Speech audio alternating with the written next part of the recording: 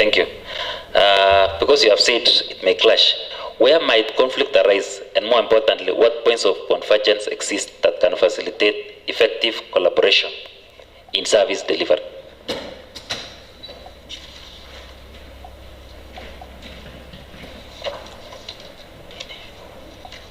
Kindly repeat that.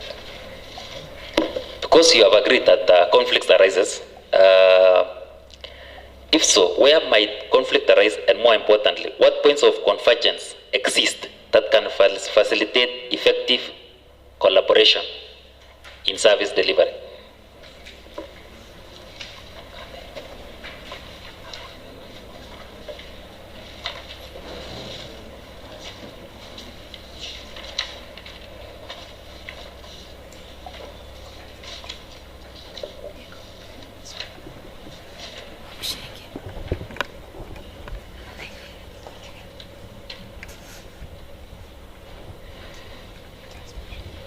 So I've mentioned that conflict may arise during recruitment of staff, where the other arm of the county government bypasses the roles of the Public Service Board.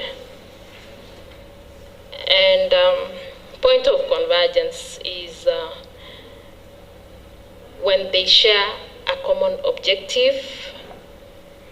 They have a shared common objective of strengthening the Public Service Board, the public service. So when they do planning together, human resource planning together, they are able to establish a strong public service. A clear definition of roles is also important when undertaking any action in the Public Service Board and also the county government. The County Government Act actually clearly shows the roles of each and every office. Thank you. For fairness, let me also give other honorable members to proceed. Before you leave that, Honorable Chair. Yes, sir. I don't know why the nominee is being a reservist. You are so economical with your responses. I don't know what you are fearing. Can you open up and you've been in Bomet, isn't it? You live within Bomet. So you are not new to occurrences, day-to-day occurrences of what's happening within the county. At some point, I'm told you served as a member of the board of Moasco, the famous Bomet Water Company, which is really an elephant that some of us will be forced to look at how you performed while working there. Let me ask you once again, county governments are a creation of the Constitution. And the structures of the county government include public service. Now, here we have the public service, which is headed by the county secretary. And then the County Government Act further creates the County Public Service Board to help the County Public Service recruit personnel. They promote, they do staffing, they do a number of things, including but not limited to reporting to the Assembly on the progress on matters, public service and human resource. Now, the Honorable Chair has asked you a question about the Office of the County Secretary. You know, initially when devolution came into being, there was no Public Service Board. We only elected a governor and a deputy governor, and the government was supposed to run. The transition authority was led by Kemei, seconded persons from the national government and of course from the defunct county council to work as staff in the county government, but they were not enough. In this case, the county secretary then had a window to appoint people into different positions. But the problem with Bomet is that the same notion, the same exercise of the county secretary appointing people has continued even after the establishment of the County Public Service Board. Now you are coming in. Should we choose to approve your appointment by the governor to join the County Public Service Board to protect the mandates described in the County Government Act? Now you have the county secretary here. who has had the privilege and the prerogative of appointing people. And we have the board who is mandated by law to do the same. Now you are coming in as an intermediary. How will you mend the relationship between the County Public Service Board, and what measures will you take to build a constructive working relationship between you, the board, and the county secretary, and to avoid what has been happening in Bomet? I now want you to speak as a citizen of this county.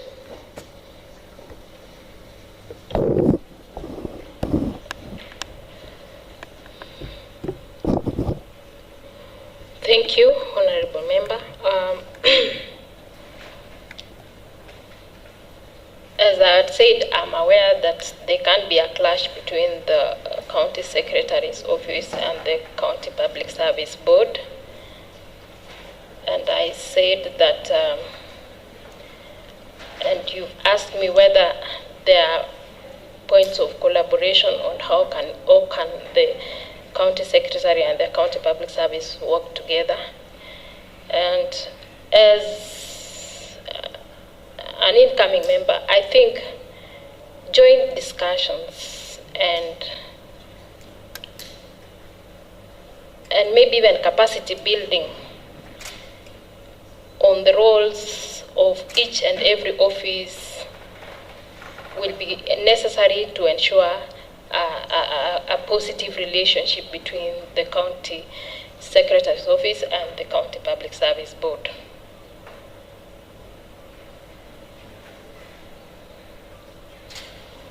Honorable Chair, this is the biggest challenge that has existed in the public service.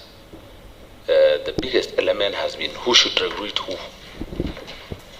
And the nominee has said she will foster good working relationship by, will you be proposing workshops and trainings? Because yeah. I don't know whether you have, as a subsidiary of the public service, how will you invite your boss to a discussion to tell him how to do his job?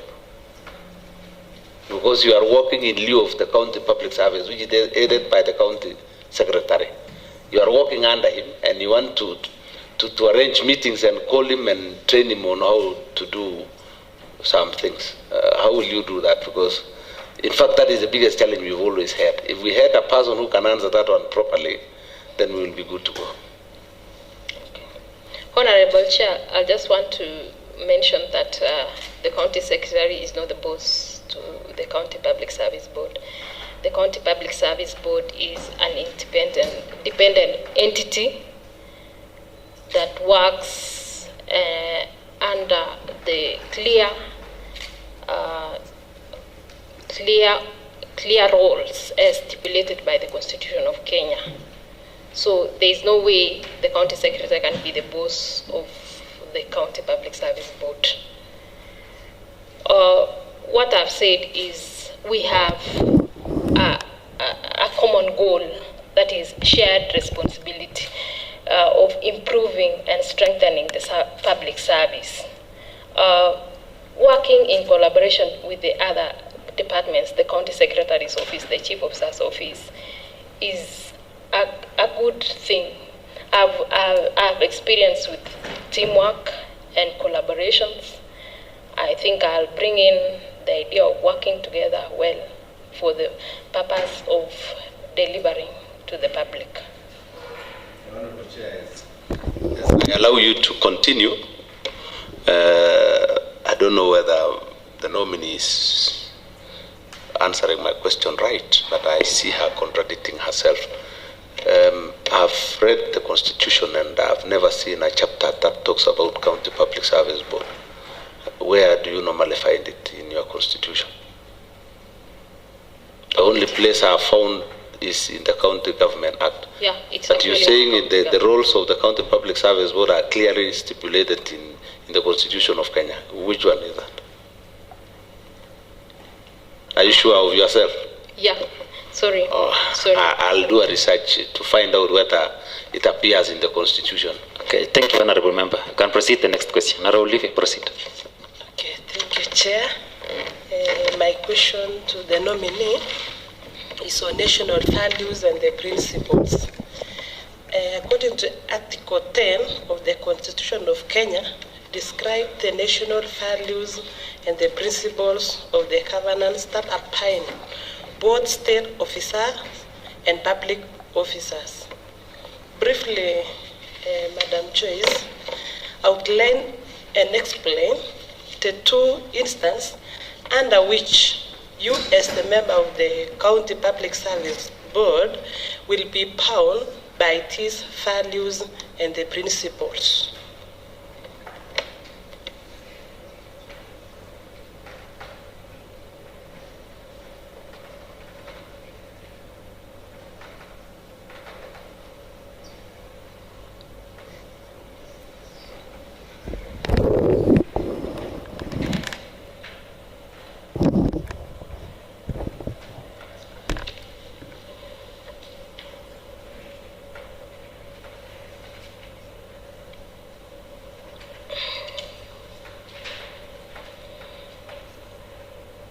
Article 10 of the Constitution, Honorable Member, stipulates the values that binds public officers and state departments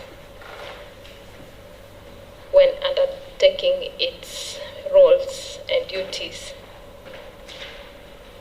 If given an opportunity to be the Public Service Board member, will exercise the values of sustainable development, ensure that there is a proper HR planning to ensure that there is no shortage of staff for the purpose of ensuring public service delivery. We'll also be ensuring that when we are doing recruitment, we ensure that we link recruitment to budgets so that we do not bypass the ceilings as per the medium-term expenditure. The other value of that binds a state officer in the Article 10 of the Constitution is national unity, equity, equality, and non-discrimination. As the member of Public Service Board, I will ensure that that any recruitment is done in an equitable manner, equity where representation from different sub-counties is considered. Equality means we shall have to consider both men and women, and that we do not discriminate on persons living with disabilities and vulnerable groups.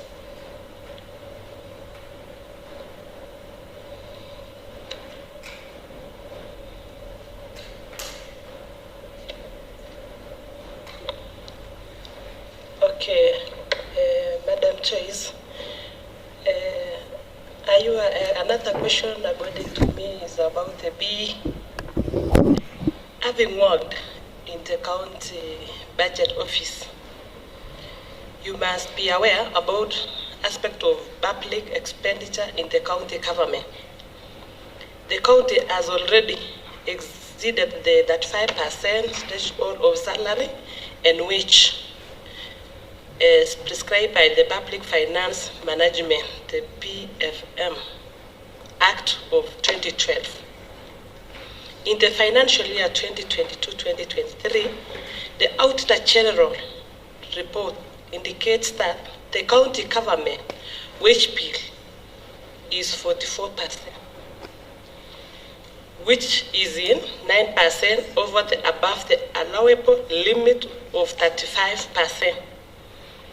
This is if other government programs and service delivery, if approved choice by this committee, what will you do as the member of the board to address the anomaly of the huge wage bill?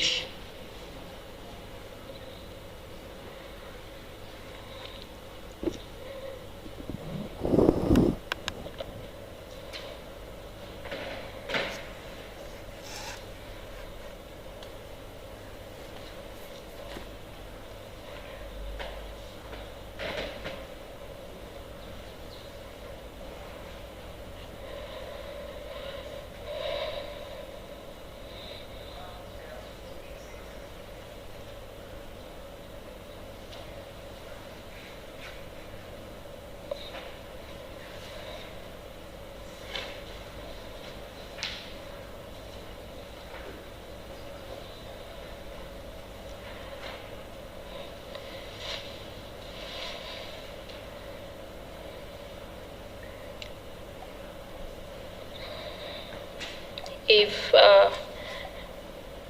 nominated to the County Public Service Board membership, of course, I'm aware that we must follow the law and regulations of the PFM Act, which ensures that the wage bill is at that 5%. Number one, because we are involved in recruitment and hiring of staffs, and including promotion, I may recommend to the board, to the entire board, immediate freezing of recruitment in the public service on non-essential services, and focus on essential services when undertaking recruitment. Of course, subject to budgetary ceilings. Maybe one thing that we'll need to do is to undertake staff establishment audits to find out whether there are ghost workers or there are ghost workers, and maybe find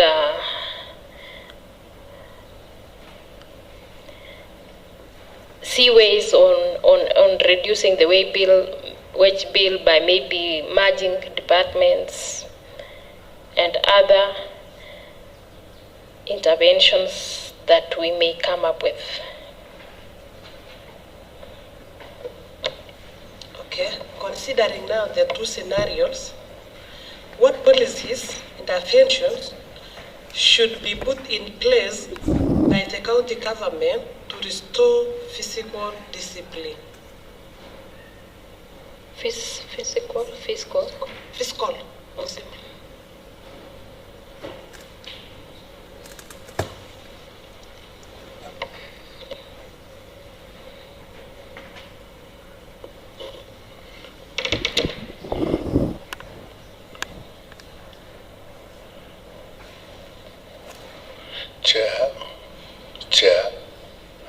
Chair, I want to ask the nominee, because the control of wage bill is very difficult, because this seat for political seat is very difficult to control. How can you advise His Excellency the Governor about this wage bill? Because it is very difficult, because it is a political seat.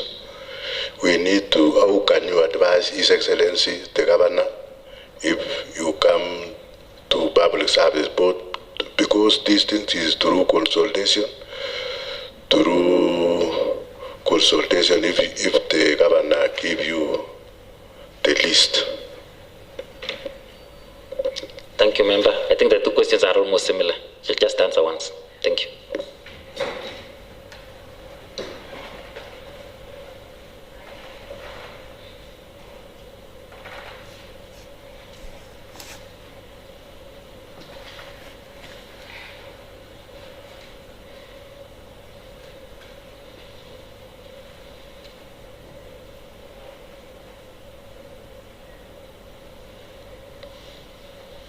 Honorable Chair, to answer that question, I would like to emphasize the fact that the County Public Service Board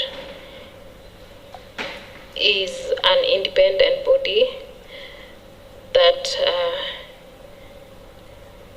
will need to exercise its independence, at the same time work together with the county government to see ways of improving fiscal discipline.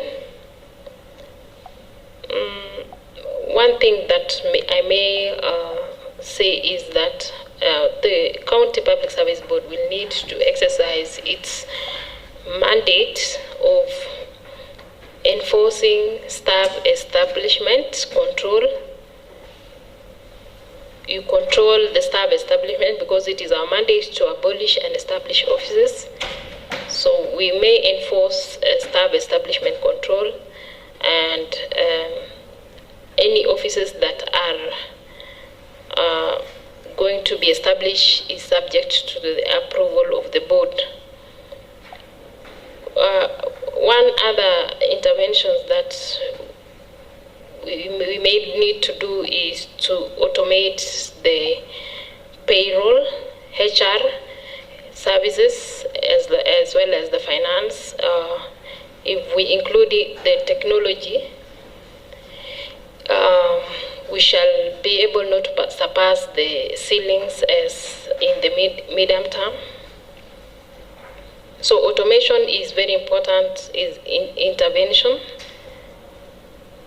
Automating, digitizing the HR, finance, and recording departments.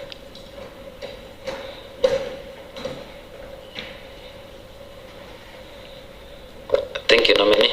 Honorable Valin, may I proceed? Okay, Chair, allow me to ask one more question to Joyce. Proceed, Honorable Olivia. Okay, Madam Joyce, when this committee will give you a chance to be the member of Public Service Board of Bomet County, I know most of the jobs will be advertised, and men and women of this Bomet County will apply. As a woman now, this question I want to ask you. In this Bomet, we know women are being asked for sexual favor so that they can get jobs. Madam Joyce, how will you assist the women of this Bomet County? Thank you.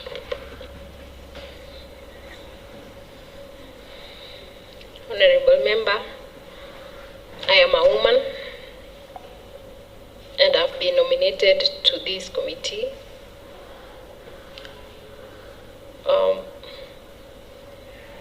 I always advocate for women's rights, and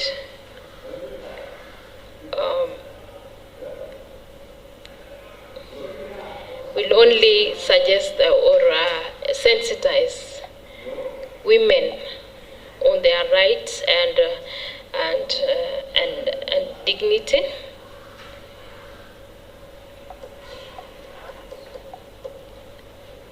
And of course, the Constitution allows us to consider them when we are doing recruitment. Thank you. Honorable Valin, may I proceed? Thank you, Honorable Chair. My question is on ruling of unemployment of staff union case. Recently, the Court of Appeal sitting in Nakuru upheld the earlier judgment of Employment and Labor Relation Courts, which requires county government to reinstate and pay all salary arrears and benefits of more than 590 employees who were sacked in 2022. Kindly brief this committee of likely impact of implementation of the court order in this case.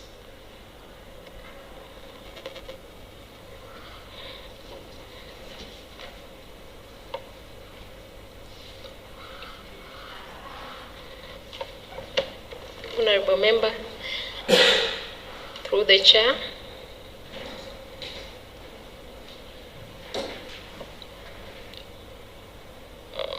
this reinstatement and of employees will lead to a huge payroll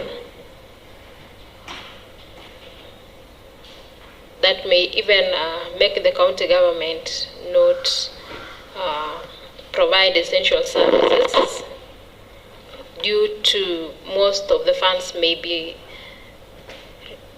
related to wage bill.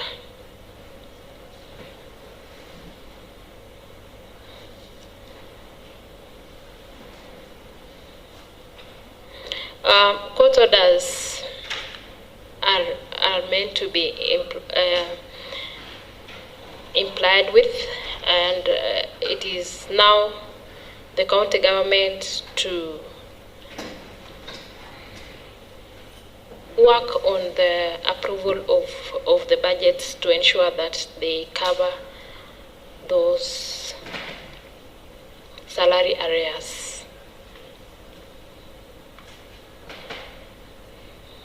My next question is, if approved as member of County Public Service Board, what advice would you give to the county government, particularly in balancing the obligation to comply with the court order and budgetary implication of reinstating the affected staff? Come up again. Please repeat. Yeah.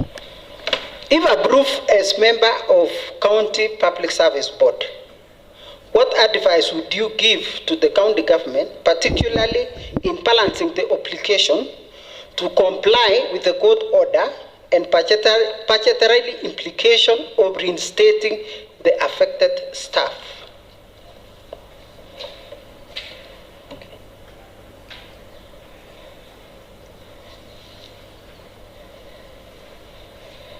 I think if approved as a member of the Public Service Board, I'll only advise the county executive to include in the budget the payment of arrears of these officers. It is likely to impact the budget. The only thing that I may recommend is that the county government will to sit with these staff and discuss on how the payments are going to be made, because they can, if made on a one-off payment, it may affect the other services rendered by the county government. So they will need to discuss with these staff on ways of paying them in maybe phases. Thank you, nominee. Honorable Felud, kindly proceed to your question. Thank you, Chair. My question to the nominee: the county employees currently payments. In the recent past, the delays can stretch even up to 3 months or more, often without prior communication to the staff. Such delays erode staff morale and service delivery. What specific interventions will you suggest to ensure timely salary payments and improve predictability in staff remuneration? Thank you. Kindly repeat the last part of the question.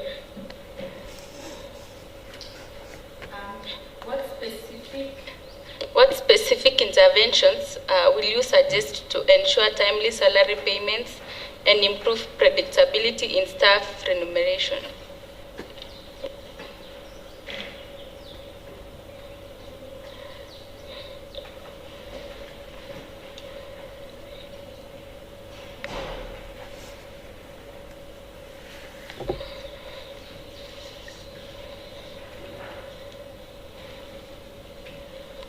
Chair, to answer this question,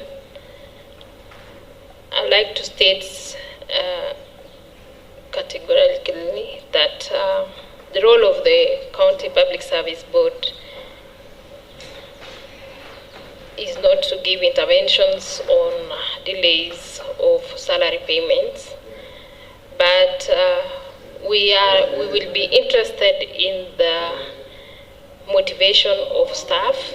We'll be interested in staff motivation because it is likely to affect service delivery.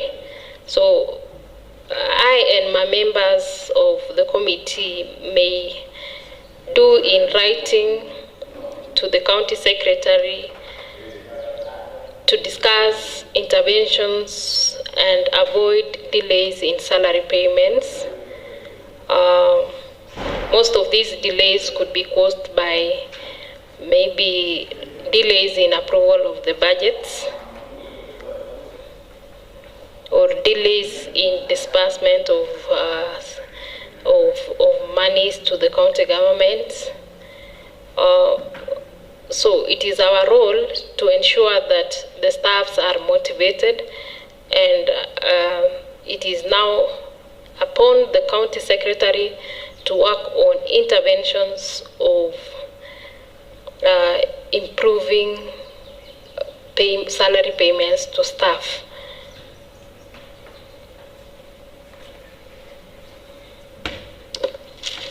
Thank you. Honorable Evelyn Sang, proceed with the last question.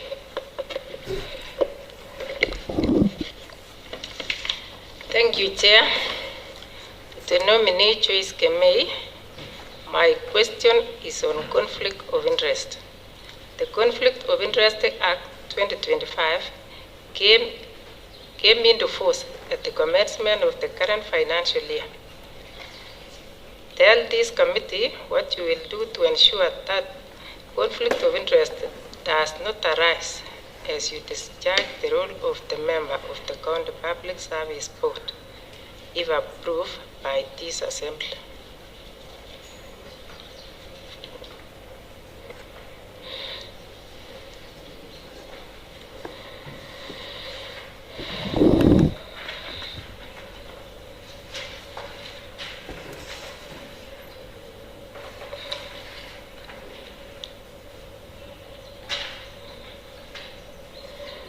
Honorable Chair, if approved to be a member of the County Public Service Board, of course, we shall adhere to the rule of law, and I'm aware that conflict of interest exists in government offices and state organizations. Number one, what I'll need to do in case of any conflict of interest is to first declare conflict of interest where there is conflict of interest, in case when undertaking recruitment, in case there is a member of my family, a member of my community that may lead to conflict of interest, I declare the conflict of interest and maybe step aside when making decisions of recruitment.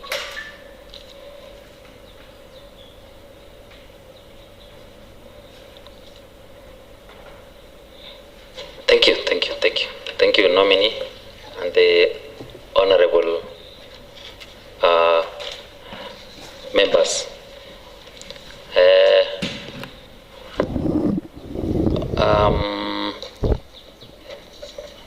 Mrs. Joyce Chepkoech Kemei, could you kindly make your final remarks?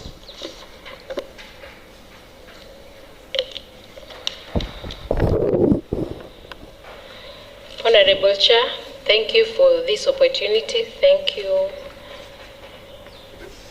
for thank you in advance for your consideration, and I look forward to impacting the community through service delivery through the Public Service Board. Thank you. I wish you all the best. Confirm if you have received your original documents which you had submitted to the committee.